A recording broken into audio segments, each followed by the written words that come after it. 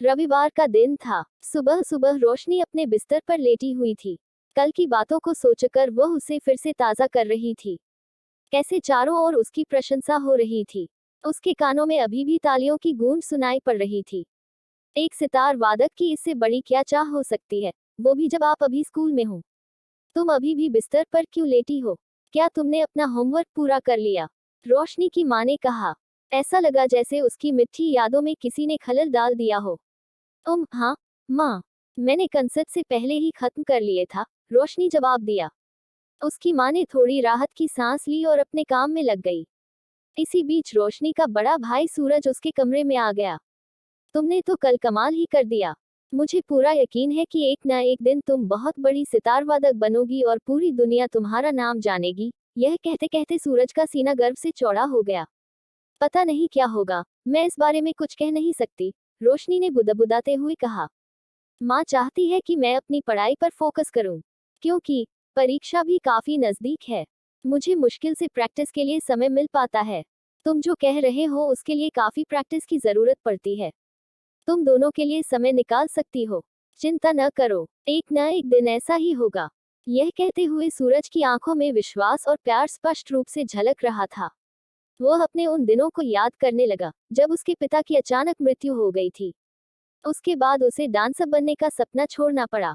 हालांकि उसने एक बीपीओ में काम करना शुरू कर दिया था, फिर भी वह उन दिनों को कभी भूल नहीं सकता। कैसे स्कूल में होने वाली विभिन्न प्रतियोगिताओं में उसने जीत हासिल की थी। कुछ महीनों के बाद जब एग्जाम के रिजल्ट आए, तो रोशनी के चेहरे पर मिलीजुली खुशी देखने को मिली। वह इस बात से खुश थी कि उसने एग्जाम में अच्छा प्रदर्शन किया है, लेकिन वह यह भी जानती थी कि उसे अब कॉलेज जाना पड़ेगा। दिन ब दिन नैना को लगा रहा था जैसे उसके सपने अब उससे दूर होते जा रहे हैं। जब एग्जाम में बेहतर ग्रेड आने की जानकारी सूरज को मिली, तो उसने नैना को बधाई देते हुए कहा, मैं पहले से ही जानता था कि तुम एग्जाम में बहुत अच्छा करोगी। थैंक्स भाई, लेकिन अब मुझे ऐसा लग रहा है कि अपने सपने को अलविदा कहने का समय आ गया है, क्योंकि पढ़ाई को और अधिक गंभीरता से लेने की जरूरत है, रोशनी ने निराश होकर कहा। हाँ तो ठीक है, तुम एक अच्छे कॉलेज में जाओ और खूब पढ़ाई करो, लेकिन सितार भी बजाओ, सूरज ने कहा। आओ, मैं तुम्हें कुछ दिखाना चाहता हूँ। वह रोशनी को पकड़कर अपने कमरे में ले गया, जहाँ एक टेबल पर सितार पड़ा था। सितार के पास एक नोट भी पड़ा था, जिसमें लिखा था, नेवर स्टॉप प्लेइंग।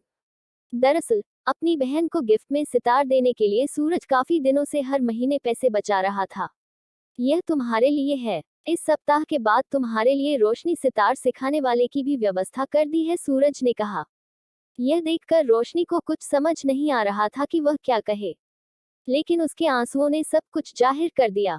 सूरज ने उसे गले लगाते हुए कहा, तुम मुझे अपने कंसर्ट के फ्री टिकट देकर इन चीजों का भुगतान कर सकती हो। यह सुनकर रोशनी के चेहरे पर दृढ़ संकल्प, कृतज्ञता और प्रेम भरी मुस्कान छा गई और बोली, भाई ये मेरी लाइफ की सबसे अनमोल तोहफा है।